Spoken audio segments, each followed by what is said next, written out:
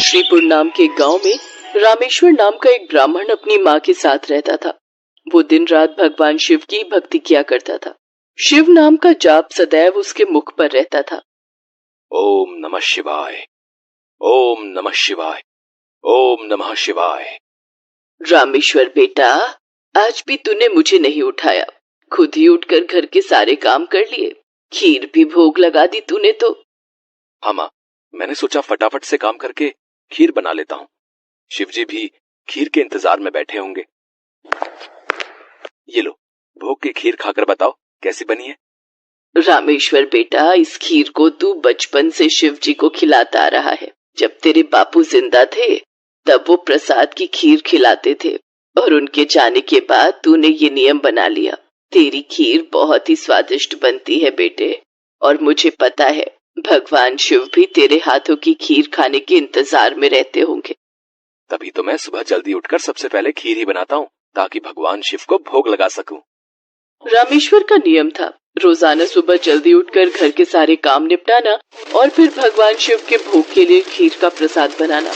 ये कार्य पहले उसके पिता करते थे और पिता के जाने के बाद शिव जी की सेवा और खीर भोग की पूरी जिम्मेदारी रामेश्वर ने उठा ली। रामेश्वर को विश्वास था कि भगवान शिव उसके द्वारा खिलाई गई खीर को रोजाना ही खाते हैं। इसी विश्वास पर वो रोजाना खीर का भोग लगाता था और अपने भक्त के द्वारा भोग लगाई गई खीर को कैलाश पर्वत पर विराजमान भगवान शिव बहुत चाव से खाते थे। स्वामी, क्या बात है, आपको तो आनंद ही आनंद है। आपके भक्त आपको प्रेम से इतने स्वादिष्ट व्यंजन खिलाते हैं और आपका भक्त रामेश्वर तो नियम के अनुसार आपको खीर का भोग लगाता है। लाइए, थोड़ी सी खीर मुझे भी दे दीजिए। रामेश्वर के हाथों की खीर बहुत ही स्वादिष्ट होती है। हाँ देवी पार्वती, रामेश्वर इतनी स्वादिष्ट खीर का भोग लगाता है कि मन प्रसन्न हो जाता है। तभी नंदी और समस्त शिवगण वहाँ जाते हैं। महादेव, ये लीजिए, हम भांग और धतूरा ले आए हैं। नंदी, अभी तो हम स्वादिष्ट खीर का आनंद ले रहे हैं। ऐसा करो, भांग और धतूरे को वहाँ छोटे पर्वत पर रख दो। हम कुछ समय के बाद उसे ग्रहण करेंगे। अरे नंदी महादेव तो हमारी ओर देख तक नहीं रहे। उनका सारा ध्यान तो रामेश्वर की बनाई हुई खीर पर है। ऐसे कब तक चलेगा नंदी? हाँ, मैं भी यही देख रहा हूँ। इतने प्रेम से हम भांग और धतूरा पीस कर लाए और महादेव ने हमें इसे रखने के लिए बोल दिया। अरे नहीं नहीं, ऐसी बात नहीं है। महादेव ने बोला है कि हम उसे वहाँ रख दें। वो कुछ देर बाद उसे ग्रहण करेंगे। महादेव रोजाना रामेश्वर की भोग लगाई हुई खीर को बहुत चाव से खाते हैं। नंदी, मैं तो कई बार सोचता हूँ कि रामेश्वर की खीर में ऐसा क्या है कि भोलेनाथ सबसे पहले उसकी भोग लगाई खीर को ही खाते हैं और फिर और किसी तरफ उनका ध्यान ही नहीं जाता। तभी तो हम भांग धतूरा लेकर आए और उन्होंने बिना देखे ही इसे रखने के लिए बोल दिया। हाँ, कह तो तुम ठीक रहे हो भैरव। महादेव को भांग धतूरा इतना प्रिय है, पर रामेश्वर की खीर से ज्यादा उन्हें इस समय कुछ भी प्रिय नहीं लग रहा। तो क्या किया जाए नंदी कि महादेव का ध्यान अपने भक्त रामेश्वर से हटकर हमारी ओर आ जाए? एक रास्ता है। नंदी ने सभी गणों के कान में कुछ कहा। उसके पश्चात सभी गण पृथ्वी लोक पर आ गए और सबने ब्राह्मण रूप ले लिया और सब लोग रामेश्वर के पास पहुँचे। रामेश्वर शिव जी को खीर का भोग लगाने के लिए बाजार से सामान खरीद रहा था। ब्राह्मण वेश में नंदी ने रामेश्वर से कहा, रामेश्वर, तुम हमें नहीं जानते, पर हम तुम्हें बहुत अच्छे से जानते हैं। तुम भगवान शिव के भक्त हो और रोजाना उन्हें खीर का भोग लगाते हो। हाँ ब्राह्मण देव, आप तो सब कुछ जानते हैं। हाँ रामेश्वर, हम सब जानते हैं, इसीलिए तो हम तुम्हारे पास आए हैं। हमें पता है कि तुम महादेव के परम भक्त हो, पर तुम्हें पता है महादेव अब रोजाना खीर खाकर ऊब गए हैं। इसलिए अब तुम कुछ दिनों के लिए खीर का भोग रोक दो। तुम एक काम क्यों नहीं करते? तुम महादेव को सप्ताह में एक दिन खीर का भोग लगाया करो, जिससे महादेव को और अधिक स्वाद आएगा। अब महादेव को इतने सारे भक्त पूजते हैं, महादेव भी तो इतने सारे भक्तों के द्वारा दिए भोग को ग्रहण करते हैं। उनका पेट बहुत भर जाता है। अगर तुम उनको सप्ताह में एक दिन खीर का भोग लगाओगे तो उन्हें तुम्हारी खीर का इंतजार रहेगा और वो और अधिक आनंद से खीर खाएंगे। क्यों, हम सही कह रहे हैं ना? ये तो आप ठीक कह रहे हैं ब्राह्मण देव। इस विषय में तो मैंने कभी सोचा ही नहीं। अब मैं एक काम करता हूँ, मैं सप्ताह में एक दिन ही भगवान को खीर का भोग लगाया करूंगा, ताकि वो और भी भक्तों का प्रसाद ग्रहण कर सकें और फिर उन्हें मेरी खीर का बेसब्री से इंतजार रहे। भोला भाला रामेश्वर शिवगणों की बातों में आ गया। शिवगण खुशी खुशी कैलाश वापस लौट आए। अब शिव जी रोजाना रामेश्वर की खीर का इंतजार करने लगे कि कब रामेश्वर उन्हें भोग लगाए और कब वो खीर का भोग खाए। पर कुछ दिनों तक रामेश्वर ने खीर का भोग बनाया ही नहीं, तो शिव जी को खीर कहाँ से मिलती। अब सप्ताह में एक दिन रामेश्वर ने खीर का भोग लगा दिया तो शिव जी ने खीर खा ली। फिर उसके बाद कुछ दिन और खीर नहीं मिली तो भगवान शिव सोच में पड़ गए। उन्होंने अपने नेत्र बंद किए और उन्हें सारी सच्चाई पता लग गई और भगवान शिव को गुस्सा आ गया। शिव जी को गुस्से में आया देख सभी गण उनके समक्ष हाथ जोड़कर खड़े हो गए। नंदी, श्रृंगी, वीरभद्र, भैरव, तुम सभी गण जानते भी हो कि तुमने क्या किया है। मेरे भक्त रामेश्वर के द्वारा भोग में अर्पित की गई खीर मुझे कितनी प्रिय है और तुमने उसे खीर का भोग रोजाना लगाने के लिए मना कर दिया। महादेव, हमें क्षमा कर दीजिए, हमसे भूल हो गई। महादेव, जब हम आपको खीर खाता हुआ देखते थे तो हम यही सोचते थे कि आप हमारी ओर ध्यान नहीं दे रहे हैं। अच्छा, तो ये कारण है, पर तुम सब ये नहीं जानते कि मेरा प्रेम अपने सभी भक्तों पर एक समान है। मैं भला तुम्हें कैसे भूल सकता हूँ? तुम तो मेरे हृदय में वास करते हो। तुम सब तो मेरी ही शक्तियों द्वारा उत्पन्न हुए हो। संसार में मेरा प्रत्येक भक्त मुझे एक समान प्रिय है और प्रत्येक भक्त के हृदय में मैं ही विद्यमान हूँ। इसलिए मेरा प्रेम कभी भी कम या ज्यादा नहीं हो सकता। माता पिता के लिए तो उनके सभी बच्चों में प्रेम एक समान होता है, फिर तुम ये भूल कैसे सकते हो? भगवान शिव की बातें सुनकर सभी शिवगण समझ गए कि उन्होंने कितनी बड़ी भूल कर दी। सचमुच महादेव का प्रेम तो अपने सभी भक्तों के लिए एक समान रहता है। इसके बाद सभी शिवगण फिर से एक बार रामेश्वर के पास गए। रामेश्वर, हमें भगवान शिव का संदेशा आया है। वो कह रहे थे कि तुम्हारी खीर इतनी स्वादिष्ट होती है कि वो सप्ताह भर की प्रतीक्षा नहीं कर सकते। सप्ताह में एक दिन भोग से उनका मन ही नहीं भरता। इसलिए उनकी आज्ञा है कि तुम रोजाना ही उन्हें खीर का भोग लगाया करो। आप सच कह रहे हैं ब्राह्मण देव? भगवान शंकर को मेरे हाथों की बनी खीर इतनी प्रिय है? ठीक है, फिर मैं रोजाना उन्हें खीर का भोग लगाऊंगा। ये सुनकर रामेश्वर बहुत खुश हुआ। अब एक बार फिर रामेश्वर रोजाना खीर बनाकर भगवान शिव को भोग लगाने लगा। अब तो समस्त शिवगण भी भगवान शिव के साथ रामेश्वर द्वारा भोग लगी प्रसाद की खीर का आनंद लेते और खूब भरपेट खीर को खाते। भगवान शिव और देवी पार्वती दोनों सभी गणों को इस प्रकार खीर खाता देख मंद मंद मुस्कुराने लगे। भगवान शिव ने अपने परम भक्त रामेश्वर को सभी सुख सुविधाओं से पूर्ण रखा। उसके जीवन में कभी भी कोई कठिनाई नहीं आई। रामेश्वर का विवाह एक बहुत ही सुशील कन्या के साथ हुआ। उसके घर में 2 बच्चों का जन्म हुआ। अपने परिवार के साथ संपूर्ण जीवन खुशी खुशी व्यतीत करके रामेश्वर अंत में मोक्ष को प्राप्त हुआ। भोलापुर गांव में ब्रजपाल नाम का एक ब्राह्मण रहता था, जो कि बहुत ही आलसी स्वभाव का था। घर में उसकी पत्नी सुनीता और बेटी गुड्डी उसके साथ रहती थी। ब्रजपाल सारा दिन खाट पर ही पड़ा रहता था। ब्रजपाल दिन भर में बस एक ही काम करता था और वो था भगवान शंकर की पूजा। वो हर रोज सुबह शाम शंकर भगवान की पूजा करता, उनके नाम की माला जपता, फिर सो जाता। अपने आलस के कारण सारा दिन सोए रहने की वजह से अक्सर ब्रजपाल और उसकी पत्नी में खटपट होती रहती। अब उठ भी जाओ जी, कितना सोओगे? चलो अब खाना खाकर खेत चले जाओ, फसल काटने का समय हो गया है। और हाँ, वापसी में आते हुए नदी किनारे लगे सरसों का साग तोड़ कर ले आना। घर में बनाने के लिए कोई सब्जी नहीं है। और हाँ, भूलना मत, नहीं तो आज खाना नहीं बनाऊंगी।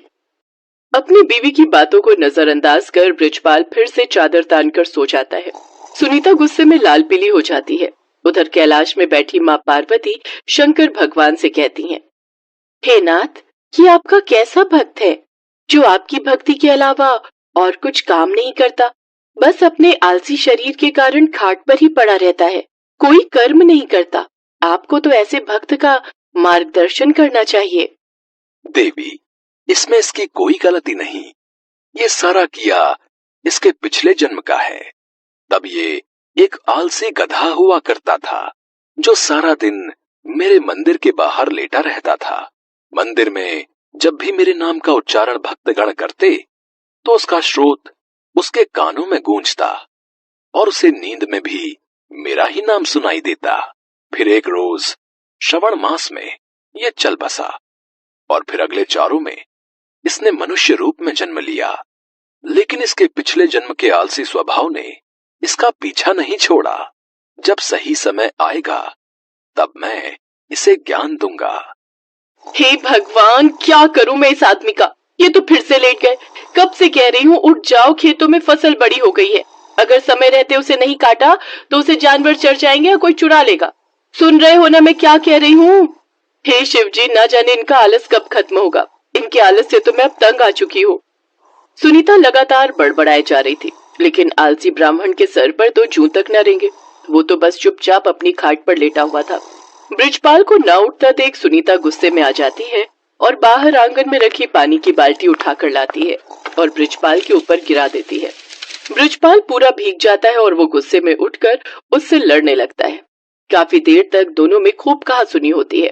फिर वो गुस्से में घर से निकलकर शंकर भगवान के मंदिर में चला जाता है और वहां पहुंचकर शंकर जी से कहता है, हे शंकर भगवान, अपनी पत्नी की रोज रोज की झिकझिक से मैं तंग आ चुका हूँ। अगर मेरी भक्ति ने आपको प्रसन्न किया है तो मुझे आप दर्शन दीजिए प्रभु। इतना कहते ही वो जोर जोर से रोने लगता है। अपने प्रति उसका प्यार और श्रद्धा देखकर शंकर भगवान उसको दर्शन देते हैं और कहते हैं, ब्रिजपाल, तुम्हारी भक्ति ने मुझे प्रसन्न किया है। तुम सचमुच मेरे परम भक्त हो। कहो, तुम्हें मुझसे क्या वरदान चाहिए? हे प्रभु, मुझे ऐसी कोई चीज दीजिए जो मेरी हर बात माने और मेरा सारा काम कर दे। ये लो, मेरा ये छोटा त्रिशूल। तुम इस त्रिशूल को जहां भी रखोगे वो अपना काम खुद ही करने लग जाएगा और काम पूरा होने के बाद ही रुकेगा। लेकिन हाँ, अगर तुमने इसे काम के लिए मना किया तो ये हमेशा हमेशा के लिए गायब होकर वापस मेरे पास आ जाएगा। भगवान शंकर उसको त्रिशूल देकर अंतर ध्यान हो जाते हैं। त्रिशूल देखकर ब्रिजपाल ये सोचकर बड़ा खुश हो जाता है कि अब से उसे कुछ भी काम नहीं करना पड़ेगा। इसके बाद वो त्रिशूल लेकर घर पहुंचता है और अपनी पत्नी और बेटी को त्रिशूल के बारे में सारी बात बताता है। अगले दिन सुबह ही ब्रिजपाल ने भगवान शंकर का नाम लेकर उस त्रिशूल का इस्तेमाल शुरू कर दिया। वो जैसे ही त्रिशूल को घर के बीचों बीच रखता, सारे घर में अपने आप ही सफाई हो जाती। वो जिस भी चीज पर उस त्रिशूल को रख देता वो अपने आप काम करने लग जाता। खेतों में रख देता तो अपने आप ही सारी फसल कट जाती। ऐसे ही कई दिन बीत जाते हैं। एक रोज जब सुनीता गुड्डी के साथ अपने मायके गई होती है तो ब्रिजपाल त्रिशूल को गैस के पास रखकर कहता है, मेरे लिए जल्दी से स्वादिष्ट सा भोजन तैयार कर दो। चूल्हे पर अपने आप कढ़ाई चढ़ जाती है और उसमें खुद ही तेल मसाले पड़ने लग जाते हैं। देखते ही देखते स्वादिष्ट पकवान बनकर तैयार हो जाते हैं, जिन्हें ब्रिजपाल बड़े ही चटकारे लेकर खाता है। आहा, वाह, मजा ही आ गया। वाह वाह वाह, क्या स्वाद है। रोज भाग्यवान के हाथों का भोजन करके तो मैं परेशान ही हो गया था। सच में कमाल का है ये त्रिशूल। खाना खाकर ब्रिजपाल आराम से गहरी नींद में सो जाता है और फिर जब अगली सुबह जागता है तो कुएं के पास जाकर उस त्रिशूल से कहता है, जल्दी से मेरे नहाने के लिए कुएं में से पानी निकालकर इस बाल्टी में भरा जाए। कुएं में से पानी निकालना हो, पौधों को पानी देना हो, साफ सफाई, कपड़े, बर्तन, सभी तरह के काम वो त्रिशूल ब्रिजपाल के कहते ही कर देता। ब्रिजपाल बगीचे में पड़ी पाइप के पास जाता है और अपने त्रिशूल को उससे छुआते हुए कहता है, पाइप, जल्दी से इस बगीचे में लगे पेड़ पौधों को अच्छे से पानी दे दो। पाइप अपने पौधों में पानी देने लग जाती है। फिर आलसी ब्राह्मण खुश होते हुए आराम से सोने चला जाता है, लेकिन सोने के कुछ देर बाद ही लाइट चली जाती है। फिर वो अपने त्रिशूल को हथपंखा पर रखते हुए कहता है, हे हाथ पंखे, जब तक लाइट नहीं आ जाती तुम मुझे इस पंखे से हवा करो। उसके ये कहते ही हथपंखा उसे हवा करने लगता है। कुछ देर बाद जैसे ही लाइट आती है तो वो हथपंखा बंद हो जाता है। एक दिन ब्रिजपाल को बड़ी तेज भूख लग रही होती है। उसने खाली थाली अपने सामने रखी और जमीन पर बैठ गया। फिर त्रिशूल को थाली पर लगाकर कहने लगा, अब इसमें से जल्दी जल्दी स्वादिष्ट पकवान निकल कर आते जाए। कुछ ही देर में कई तरह के पकवान थाली में आते गए। कितना अच्छा होता अगर मुझे अपने आप खाना खाना ना पड़े और खुद ही मेरे मुंह में सारा खाना चला जाए। ऐसा कहकर उसने त्रिशूल को अपनी प्लेट पर लगाया और कहने लगा, अच्छे अच्छे पकवान जल्दी से मेरे मुंह में आ जाएं। उसके ऐसा कहते ही थाली में से तरह तरह के पकवान निकलकर उसके मुंह में जाने लगे और वो बड़े ही चटकारे लेकर उनको खाने लगा। पर ये मजा कुछ देर तक का ही था। कुछ ही देर में उसका पेट भर गया और वो खा नहीं पा रहा था। लेकिन पकवान थे जो कि उसके मुंह में लगातार जाते ही जा रहे थे। उसका पेट और मन पूरी तरह भर चुका था। वो जैसे ही उन्हें रोकने की बात सोचता है तो उसे भगवान शंकर की कही वो बात याद आई जिसमें उन्होंने कहा था कि अगर त्रिशूल को काम करते हुए रोका गया तो ये वरदान वहीं समाप्त हो जाएगा और त्रिशूल फिर से शंकर भगवान के पास पहुंच जाएगा। तभी वहां सुनीता गुड्डी के साथ अपने मायके से लौट कर पहुंच जाती है। वो दोनों ये सब देखकर हैरान रह जाती हैं। सुनिए जी, देखिए तो आपका पेट कितना फूलता जा रहा है, जल्दी से इस त्रिशूल को रुकने के लिए कहिए। बृजपाल शंकर भगवान के दिए वरदान को खोना नहीं चाहता था, लेकिन फिर भी वो थक हार कर कह ही देता है। रुक जाओ। उसके इतना कहते ही खाना रुक जाता है, लेकिन साथ ही वो त्रिशूल भी वहां से गायब हो जाता है। त्रिशूल को गंवाकर वो बड़ा ही दुखी हुआ, लेकिन अब वो कुछ भी नहीं कर सकता था। शंकर भगवान के दिए वरदान को अब वो खो चुका था। अभी तक बृजपाल ने जितने भी काम त्रिशूल को दिए थे वो सब कब रोकने हैं ये उसने साथ में ही बता दिया था, लेकिन खाना खाते हुए कब रुकना है ये कहना वो भूल गया था, जिस कारण खाना बिना रुके ही उसके मुंह में आता ही जा रहा था। सारी बात समझने के बाद बृजपाल कहने लगा, हे महादेव, मैं समझ गया। ये वरदान आपने मुझे सबक सिखाने के लिए दिया था। सचमुच में मैं कितना मूर्ख था जो हर छोटे छोटे काम के लिए भी आलस दिखाता था, और अब मुझे सीख मिल चुकी है कि छोटे छोटे काम के लिए किसी दूसरे पर निर्भर रहने से कितनी बड़ी मुसीबत आ सकती है। उस दिन के बाद से बृजपाल ने हमेशा हमेशा के लिए आलस त्याग दिया और हर रोज खेत जाने लगा। अपने सभी काम खुद करने लगा और दिन में 2 बार भगवान शंकर की पूजा भी करता। अब उसका जीवन पूरी तरह से सफल हो गया। तो हमें उम्मीद है कि आपको हमारी ये कहानी पसंद आई होगी। कृपया हमारे चैनल को सब्सक्राइब करें और सभी अपडेट्स के लिए बेल आइकन जरूर दबाएं। और हाँ, वीडियो लाइक और शेयर करना मत भूलिएगा। Bye bye.